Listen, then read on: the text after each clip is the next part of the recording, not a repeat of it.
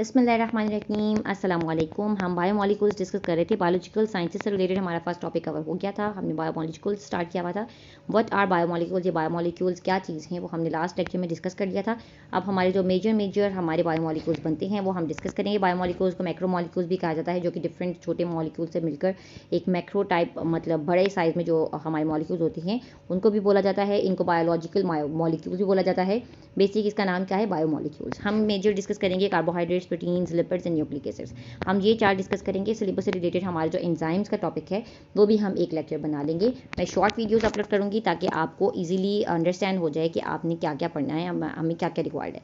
जितनी भी रिक्वायरमेंट है उसके अकॉर्डिंगली मैंने point wise, definition wise, types wise, function wise जितनी भी मेजर चीज़ें हैं वो मैंने आपकी सारी रिक्वायरमेंट के अकॉर्डिंगली कवर कर देनी है इंशाल्लाह।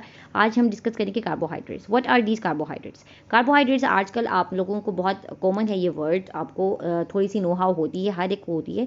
डाइट कॉन्शियस जो हुए हैं आजकल की जनरेशन काफ़ी डाइट कॉन्शियस है, कीटो डाइट कर रही है। आपने कौन से कार्ब्स लेने हैं, कौन से नहीं लेने, उससे रिलेटेड अगर आप देखें तो आपने अपनी डाइट में क्या क्या लेना है उसके अकॉर्डिंगली आपको खुद से पता है। आपको काफ़ी लोगों को पता है, most of the generation knows what are these carbohydrates.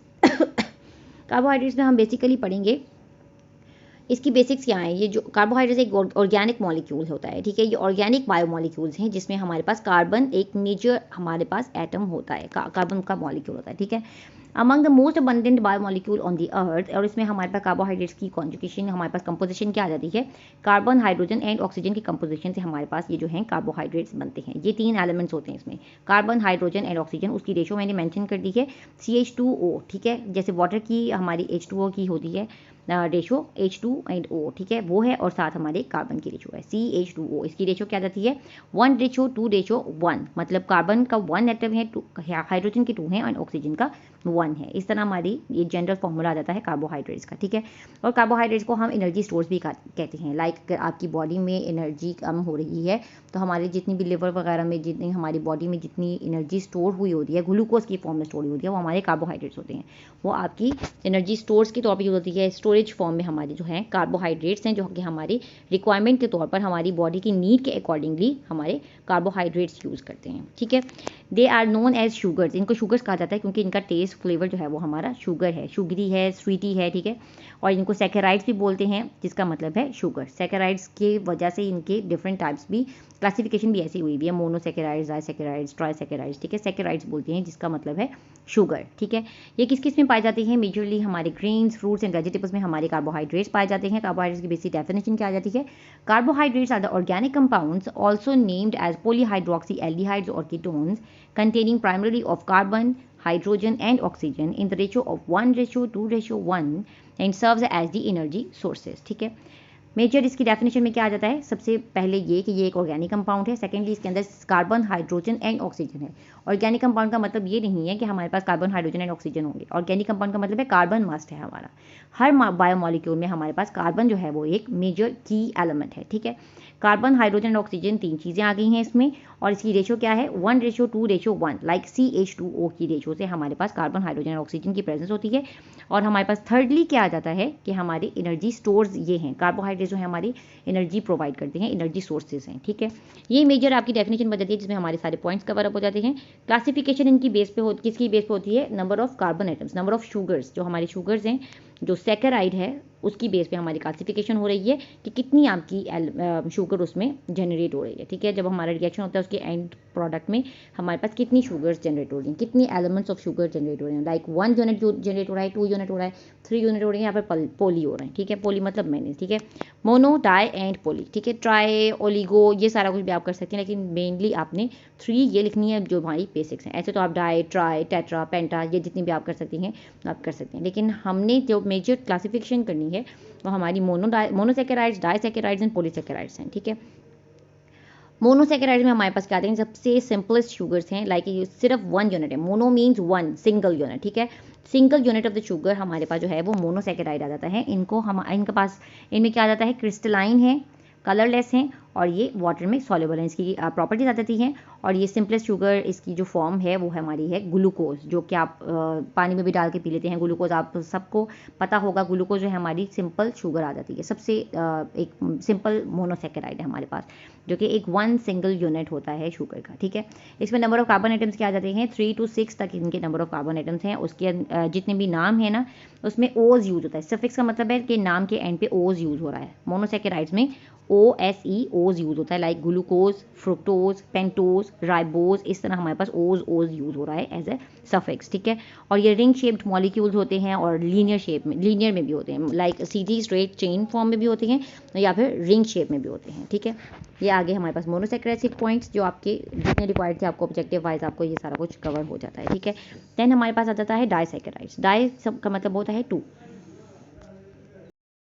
Then हमारे पास डाइसैकेराइड्स, हमारे नाम से ही पता चल जाता है कि डाई का मीन होता है 2, जैसे पोली का मीन मैनी होता है, मोनो 1 होता है, डाई का मतलब होता है 2, ठीक है।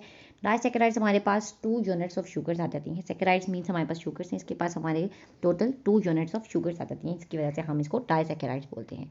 डाइसैकेराइड बेसिकली क्या किससे कंपोज होती हैं, किससे बनी होती हैं, जो 2 मोनोसैकेराइड्स होते हैं वो कंबाइन टुगेदर करते हैं और हमारे पास एक डाइसैकेराइड बनता है। बेसिकली उसके अंदर क्या होती हैं, 2 मॉलिक्यूल्स ऑफ मोनोसैकेराइड्स होते हैं। 2 monosaccharides combine together to form 1 disaccharide, ठीक है। उसमें हमारे पास 2 मोनोसैकेराइड्स आ जाते हैं, 2 मतलब स्मॉलर यूनिट्स आ जाते हैं, 2 सिंपलर शुगर्स आ जाती हैं। हमारे पास इसमें भी सफिक्स जो है हमारे पास OSE ओज ही यूज हो रहा है। लैक्टोज, माल्टोज, सुक्रोज, ये हमारे पास सिंपल एग्जाम्पल्स आ जाती हैं। इसकी कंपोजिशन मैंने इधर मेंशन कर दी है। लैक्टोज में ग्लूकोज एंड गैलेक्टोज आ जाता है, जो कि हमारे मिल्क में होता है लैक्टोज, और माल्टोज आ जाता है ग्लूकोज के 2 molecules combine together to form 1 maltose. Sucrose हमारे कैसे बनता है, सुक्रोज हमारी टेबल शुगर होती है, जो हमारी यूजुअली किचन में यूज होती है, उसको हम टेबल शुगर बोलते हैं। वो हमारी किस होती है, ग्लूकोज एंड फ्रुक्टोज से बनी होती है, ठीक है। देन हमारे पास थर्ड टाइप आ जाती है पॉलीसैकेराइड्स। पॉलीसैकेराइड्स हमारे पास थर्ड आ जाते हैं। ये हमारी टाइप में पोली का मतलब आपको पहले मैंने बता दिया है, poly means many monosaccharides combine together to form 1 polysaccharides. हमारे पास डिफरेंट मोनोसैकेराइड्स ज्वाइन करते हैं और हमारे पास पोली बनाते हैं। मोर देन 3 शुगर्स होती हैं इसमें, 3 to many, ठीक है। हम ओलिगो भी लिख सकते हैं, हम ट्राई, टेट्रा, जितनी भी आपने शुगर्स वगैरह में आपने करनी है आप कर सकते हैं, लेकिन बेसिकली आपकी जो टाइप्स आ जाती हैं वो मोनो, डाई एंड पोली हमने मेंशन करनी होती है, ठीक है। इसमें हमारे पास मेनी शुगर यूनिट्स आ जाती हैं, ठीक है। हमारे पॉलीसैकेराइड्स में एग्जांपल्स हमारे पास डिफरेंट आ जाती हैं, स्टार्च, ग्लाइकोजन, सेल्यूलोज, काइटिन, ये हमारे पास डिफरेंट एग्जांपल्स आ जाती हैं। इसमें कोई सफिक्स वगैरह स्पेसिफिक नहीं है, इसमें डिफरेंट नेम्स हैं, ठीक है। स्टार्च जो है हमारी जो है वो स्टोरेज फॉर्म है। प्लांट्स में जो एनर्जी स्टोरेज फॉर्म में होती है, एनर्जी जो स्टोर्स होती है, सोर्स ऑफ एनर्जी होता है हमारे, वो स्टार्च होता है। जैसे हमारे एनिमल्स में जो होता है हमारे जो ग्लाइकोजन होता है, उससे हमारी एनर्जी जनरेट होती है, like glycogen in our body act as the energy stores, ठीक है। एनर्जी सोर्सेज जो है हमारी वो ग्लाइकोजन आ जाती है।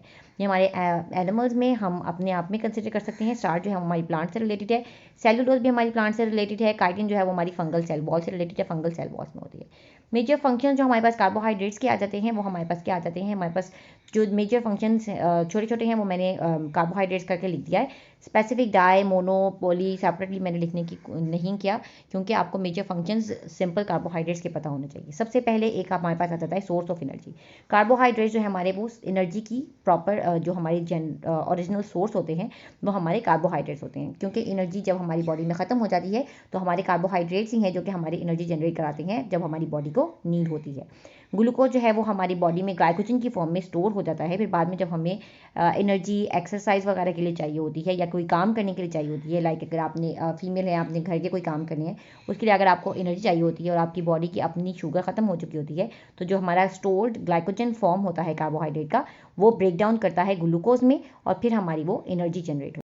हमारे अदर फंक्शंस में हमारे पास आ जाता है डीएनए फॉर्मेशन में ये यूज़ होता है। इसका रोल हमारा एटीपी जनरेशन में होता है, क्योंकि हमारे जैसे ग्लाइकोजन से ग्लूकोज बन रहा है तो हमारे जो जनरेट हो रही है एनर्जी वो हमारी एटीपी की फॉर्म में एनर्जी जनरेट होती है। एटीपी हमारी जो है वो एनर्जी की एक फॉर्म है, एनर्जी की एक मतलब स्पेसिफिक जो हमारे पास एलिमेंट आ जाता है वो हमारा एटीपी है, एडेनिन ट्राईफॉस्फेट, ठीक है। Vital part of the healthy diet, ये हमारी हेल्दी डाइट का भी वाइटल पार्ट है, लाइक हमारी डाइट में फ्रूट्स, वेजिटेबल्स वगैरह में ये कार्ब्स वगैरह होते हैं, ठीक है। आपको कार्ब्स वगैरह ये डाइट वगैरह से भी रिलेटेड जो डाइट कॉन्शियस होते हैं उनके भी काफ़ी होता है कि हमने हेल्दी डाइट लेनी है, ज़्यादा कार्ब्स नहीं खाने, कार्बोहाइड्रेट ज़्यादा नहीं खाने, शुगर ज़्यादा नहीं खानी, क्योंकि आपकी बॉडी फैट की तरफ चल जाती है, ठीक है। ये आपकी जितनी भी रिक्वायरमेंट कार्बोहाइड्रेट से रिलेटेड थी वो इसमें आ जाती है, लेकिन अगर आपकी जो ज़्यादा बेसिक्स हमारी आ जाती हैं कार्बोहाइड्रेट्स की, वो हम फूड से रिलेटेड, जो हमारी फूड टेक्नोलॉजी से रिलेटेड हमारा जो डिपार्टमेंट है उसमें हम उस सेगमेंट में हम कवर करेंगे। वैसे हमारे कार्बोहाइड्रेट से रिलेटेड इतना सा ही लेक्चर बनता था।